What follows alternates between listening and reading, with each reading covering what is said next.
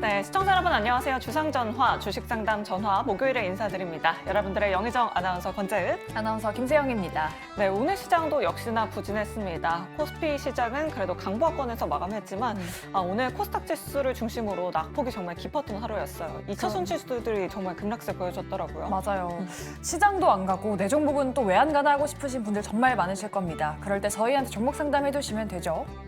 네, 전화번호 바로 안내해드리도록 하겠습니다. 내 종목 고민이 있으신 분들 주저하지 마시고 이쪽으로 바로 연락 주시면 됩니다. 전화번호 02-2000-4919번, 02-2000-4919번이고요. 또 유튜브 채팅창 문자도 활짝 열려 있습니다. 샵 2034 문자 메시지로 종목명, 매수가 비중 보내주시면 세 분의 전문가가 냉철한 상담 도와드리도록 하겠습니다. 네, 그리고 저희 여러분들의 포트폴리오도 받아보고 있습니다. 내 종목 자세하게 상담받고 싶으시다 하시는 분들은 아래 나가고 있는 문자 그리고 이메일로 보내주시면 저희 전문가분들께서 시원하고 또 자세하게 상담 도와드리니까요. 여러분들 많은 참여 부탁드리도록 하겠습니다. 네, 그럼 주상전화, 주식상담 전화 지금 바로 출발합니다.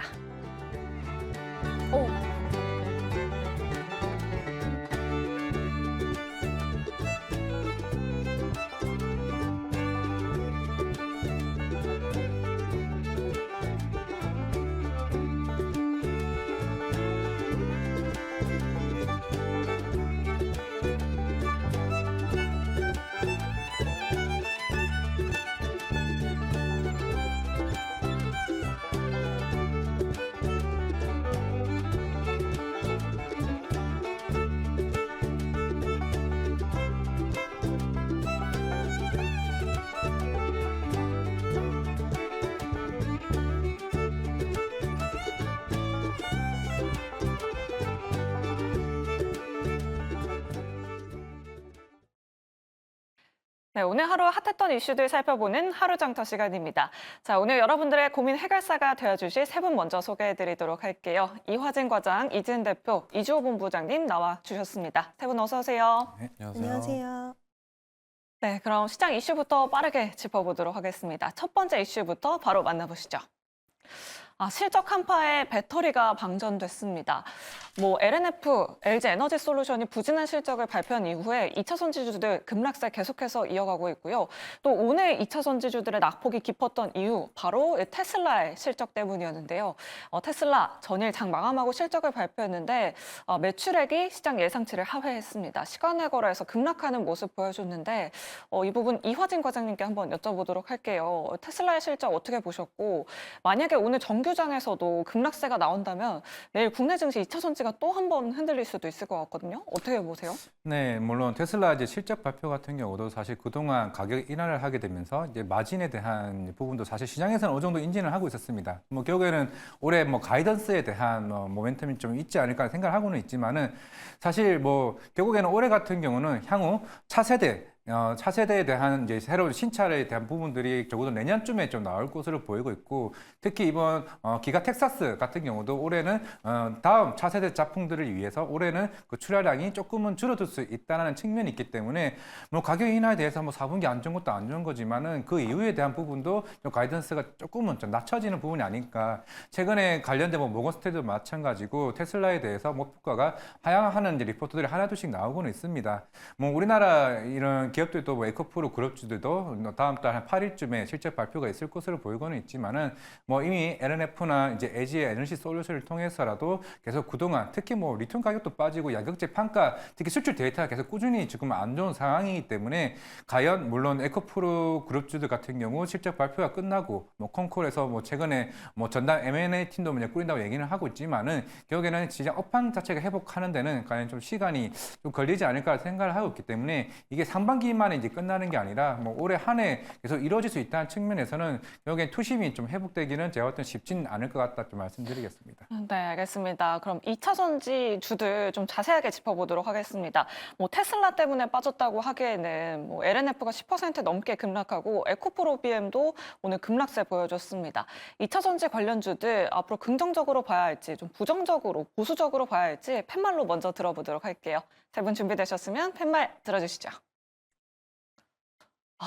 네. 올부정이 나왔습니다. 그래도 한 번이라도 부정을 들어주실 줄 알았는데 오늘 이 2차전 지주들의 낙폭이 굉장히 컸어요. 이지은 대표님께 여쭤볼게요.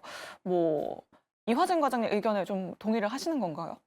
네, 저도 이제 동의하는 부분이고요. 결국에는 이제 실적이 별로 안 좋을 거를 알았음에도 불구하고 실적 발표 이후에 주가가 부진한 거는 이제 더 사람들의 투심이 안 좋아지고 있다라는 것을 좀 대변할 수가 있을 것 같고요. 당분간은 업황에 대한 부분이라든지 지금 투자자들의 심리가 쉽사리 회복되지는 못할 것 같다라는 생각이 들고 지금 앞으로도 실적 발표가 아직 많이 남아 있는데 그에 따른 이제 좀 반등이 나오려고 해도 기업들의 실적 발표에 따라서 계속해서 좀 발목을 잡혀서 좀 전반적으로 좀 침체를 계속 좀 겪지 않을까라는 생각이 들고요. 일단 뭐 기술적으로 봤을 때도 심리적으로 봤을 때도 여러 가지 지금 좋아질 만한 그런 이슈가 없기 때문에 당분간은 좀 2차 전지 관련주들은 추가적인 하락 또는 진짜 방어를 한다 하더라도 횡보 정도지 크게 막 반등을 하는 그런 모습은 당분간 특히 실적 시즌에는 좀 힘들지 않을까라는 말씀을 드리고 싶습니다. 네, 알겠습니다. 당분간은 좀 보수적으로 봐야 할 것 같다라고 이렇게 말씀해 주셨는데 이주호 본부장님께도 한번 여쭤보도록 할게요. 뭐 당장 다음 주에 삼성 SDI의 실적 발표가 있고 뭐 2월 초에는 에코프로 그룹주들의 실적 발표가 있는데 이제 막상 실적을 발표하고 뭐 실적이 안 좋을 거를 확인을 하고 난다면 그 이후에는 주가가 조금은 그래도 움직여주지 않을까 싶은 바람도 있거든요. 이 부분은 어떻게 보세요? 뭐 일시적으로 과대 낙폭에 의한 기술적인 반등이 나올 수는 있겠지만 이게 추세를 돌리는 흐름이 당분간 나오기는 좀 힘들 것 같다라는 생각이고요. 앞서 말씀하신 두 분의 의견과 저도 같은 생각입니다. 그리고 테슬라 같은 경우 실적도 안 좋게 나왔지만 가장 중요한 것은 2023년도보다 2024년도에 차량 생산량 자체가 늘어나는 것이 아니라 줄어들 것이다라는 전망이 좀 컸다 이렇게 볼 수 있겠고요.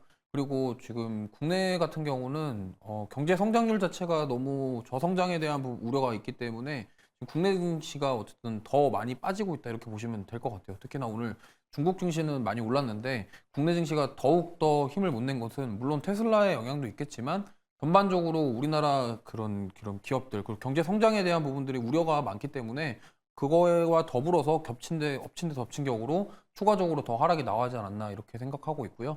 당분간은 이 투심도 그렇고 어쨌든 실적에 대한 부분들이 단기간에 회복이 되거나 그게 살아난다는 거 보기는 어렵기 때문에 지금 이러한 흐름이 계속적으로 이어질 것으로 보고 있고요. 뭐 쉽게 반등을 하기에는 좀 어렵지 않나. 다만 이제 과대 낙폭에 의한 기술적인 반등이 나올 수는 있겠습니다만 이게 뭐 반등의 서막이냐 이렇게 보기에는 조금 힘들지 않을까 이렇게 생각하고 있습니다. 네, 실적 발표 이후에 만약에 주가가 좀 올라가도 과대 낙폭에 의한 반등이다라고 이렇게 말씀해 주셨습니다. 그렇다면 좀 가지고 계신 분들은 어떻게 접근하는 게 좋을까요? 그때 뭐 뭔가 좀 상승을 하면 좀 비중을 줄이는 방안이 나을까요, 본부장님? 지금 일단 비중이 크신 분들은 제가 봤을 때는 이거를 그냥 가지고 있다 이게 답은 아닌 것 같아요. 왜냐면 시간이 굉장히 오래 걸릴 수 있습니다. 그래서 만약에 비중이 크신 분들은 비중을 좀 축소를 하셔서 좀 지금 잘 나가는 섹터들 위주로 거기서 좀 수익을 챙겨서 회복하시는 방향으로 전략을 세워보셔야 되겠고요. 이건 도저히 나는 2차 전지만 사랑한다 이러신 분들은 뭐 제가 봤을 때는 인내의 시간을 좀 겪어야 되지 않나 이렇게 생각을 하고 있고요. 이게 기간 자체가 좀 많이 걸릴 수가 있다라는 점을 꼭 인지를 하셨으면 좋겠고 이게 뭐 어쨌든 지금 테슬라 같은 경우도 계속 전기차 가격을 인하하는 그런 상황이고 테슬라뿐만이 아니라 다른 전기차 업체들도 마찬가지일 거라고 저는 생각을 하고 있거든요. 그렇기 때문에 이러한 부분들이 살아난다. 이게 단시간에 해결이 되긴 어렵다. 이러한 관점으로 봤을 때 지금 많은 비중으로 보유하고 계신 분들은 어느 정도 비중을 덜어내시는 전략을 한번 세워보시는 게 좋을 것 같습니다. 네, 알겠습니다. 이렇게 2차 전지에 대한 전략까지 세워봤습니다. 그럼 두 번째 이슈로 빠르게 넘어가 보도록 할게요. 두 번째 이슈는 바로 다시 쓴 역대 최대 기록입니다. 바로 현대 기아차 이야기인데요. 오늘 현대와 기아가 실적을 발표했습니다. 영업이익이 15조 원을 넘으면서 테슬라의 영업이익까지도 넘었다고 하는데요. 지금 이 시간, 지금 이 구간에서 현대차와 기아 긍정적으로 봐도 괜찮을지 세 분 통해서 팻말로 먼저 들어보도록 하겠습니다. 세 분 준비되셨으면 팻말 들어주시죠. 네. 이번에는 또 올긍정이 나왔습니다. 세 분 뭔가 의견이 굉장히 일맥상통하시는 것 같아요. 그럼 일단 이화진 과장님께 한번 여쭤보도록 할게요. 현대기아, 오늘 기아의 상승폭이 굉장히 컸는데 둘 중에 어떤 기업 보는 게 좋을까요? 일단은 저는 기아 쪽으로 좀 선회하는 편이 낫지 않을까라고 개인적으로 좀 생각을 하고 있고, 물론 오늘 사실 뭐 실적은 4분기 실적은 좀 안 좋을 수 있다라는 거는 이제 시장에서는 알고는 있었습니다. 물론 역대급 23년 실적은 굉장히 좀 잘 나오긴 했었지만은 사실 3분기 때부터 조금씩 이제 판매 데이터가 줄어들고 있는 추세였고, 결국엔 이제 1월 달에 주가가 빠졌던 거는 우리가 사실 자동차를 올해 좀 기대를 했던 거는 금리 인하가 되면 그만큼 소비자 구매 심리가 회복되기 때문에 좀 기대를 했던 부분이었는데, 금리 인하가 어느 정도 시장에서는 좀 지연되는 분위기가 나오면서 좀 주가가 많이 빠졌습니다. 결국에는 실적이 나오고 나서 더 반등이 했던 거는 결국에는 주주환원 정책이 오늘 시장에서 가장 강하게 나오지 않았나. 뭐 오후 2시쯤에 현대차도 이제 결국에는 실적이 나와서 빠졌지만은 결국에는 배당에 대한 주주환원 정책이 나오면서 다시 한번 반등세가 나오긴 했었는데, 기아 같은 경우는 올해 SUV 관련해서 뭐 스포티지나 소렌토, 그리고 EV9과 같은 특히 북미 쪽으로 시장을 본격적으로 진출하는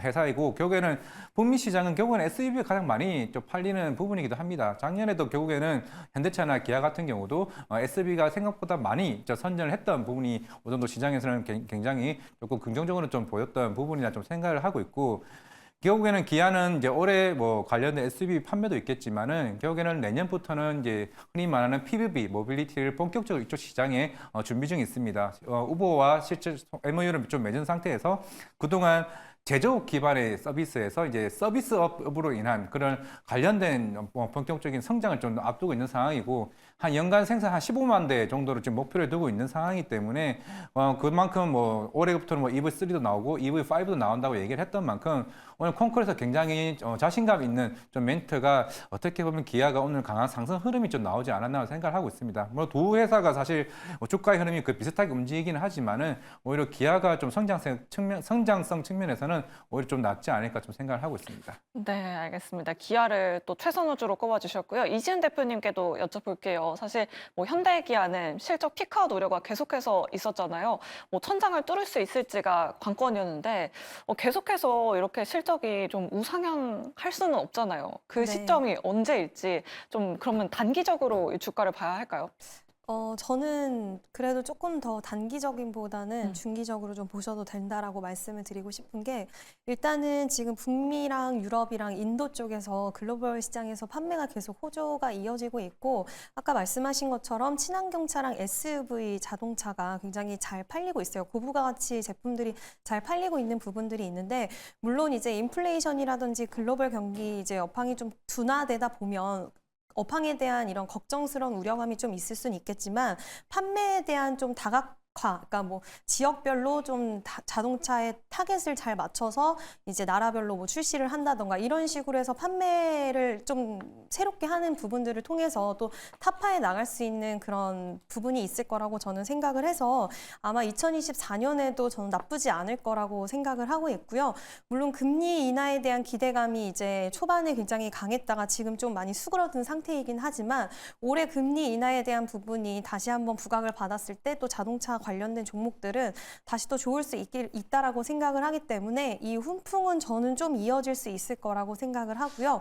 저도 역시 기아차가 좀 더 매력적으로 좀 보이는데, 지금 SUV나 이런 쪽 자동차 판매가 해외 시장에서 굉장히 잘 되고 있고, 또 신 제품들이 나오고 있는 부분들도 저는 좀 괜찮을 거라고 예상을 하기 때문에, 현대 기아차 그리고 자동차 부품주들도 실적이 괜찮은데도 불구하고 이제 업황의 우려 때문에 발목을 잡혀서 못 간 종목들도 많이 있으니까, 그쪽 관련주들도 한번 다시 좀 보시는 것도 괜찮다라는 의견을 드리고 싶습니다.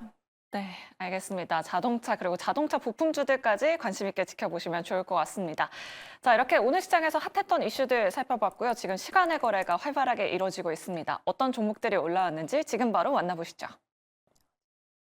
시간의 특징주 짚어보도록 하겠습니다. 국내 타이어 업계가 역대급 실적을 기록할 걸로 전망되고 있습니다. 금호타이어 오늘장 두 자릿수가 넘는 장대 양봉을 보여줬는데, 시간 외에서도 상승세 연출하고 있습니다. HB 인베스트먼트는 VC인데요. 오늘 코스닥 입성 첫날이었죠. 더블 달성했습니다. 장중에 200%가 넘게 급등했지만 결국 음봉으로 마감했고, 시간 외에서도 음봉 보여주고 있습니다. 이 밑에 세 종목들은 오늘 상한가 장중에 기록했던 종목들입니다. 엔텔스는 GPT 스토어 관련주로 묶이는데요.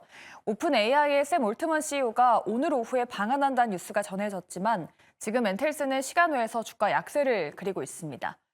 그리고 HBM AI 반도체로 묶이는 IMT, EUV 장비 쪽도 보유 중인 기업입니다. 간밤에 ASML이 깜짝 실적을 보여주면서 IMT도 기대감이 형성된 것 같습니다. 다만 주가 같은 경우에는 장 마감 후에 약세를 그리고 있습니다. 마지막으로 현대차와 오늘 전기차 부품 수주 소식을 전했던 대동기업 같은 경우에는 역시나 시간 외에서 약세를 그려주고 있는 모습 보여주고 있습니다. 그럼 먼저 이화진 과장님께 한번 여쭤보도록 할게요. 지금 엔텔스가 장 마감하고 나서 약세를 보여주고 있는데 샘 알트만이 오늘 방한한다는 속보가 전해졌거든요. 근데 지금 시간 외에서 약세인 게 뭐 재료 소멸적인 이슈로 봐야 될까요? 네, 결국은 사실 샘 알트만이 한국에 와서 사실 오랫동안 머무는 기간이 아니고 적어도 6시간에서 조금 연장됐다고는 하지만은 과연 크게 시장에서 부과할 만한 모멘텀이 과연 나올 거에 대한 조금 어느 정도 의구심도 좀 있다고 좀 생각을 하고 있습니다. 워낙 이제 올 초부터 이제 AI 관련주들이 많은 관심을 계속 끌어왔었고, 물론 상반기에도 주도 섹터로서도 좀 활용을 될 것으로 일단 보이고는 있습니다. 물론 당장에 지금 실적 시즌 기간이기 때문에 사실 이쪽에 대한 테마성은 조금은 줄어들 수밖에 없다라고 생각을 하고는 있지만은 결국에는 이제 샘 알트만이 가고 나서 과연 이 시장 자체가 어느 정도 세런 뉴스로 나올 것인가에 대한 부분도 충분히 저는 전형이 될 수 있다라고 생각을 하고 있고, 이건 엔텔셀뿐만 아니라 이 관련된 업체들도 굉장히 나오겠지만, 물론 이제 온디바이스 AI 같은 경우는 특히 제조 반도체나 최근에는 관련된 어부 반도체나 이 관련 섹터들이 잘 돌아가면서 지금 꾸준하게 지금 수급적인 흐름이 좀 나오고는 있는 것 같습니다. 결국에는 이게 이런 변동성을 어떻게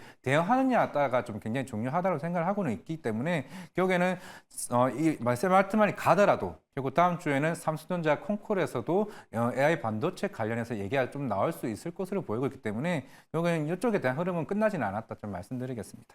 네, 추가적인 모멘텀이 있기 때문에 앞으로 관련된 종목들의 주가 흐름을 눈여겨보도록 하겠습니다.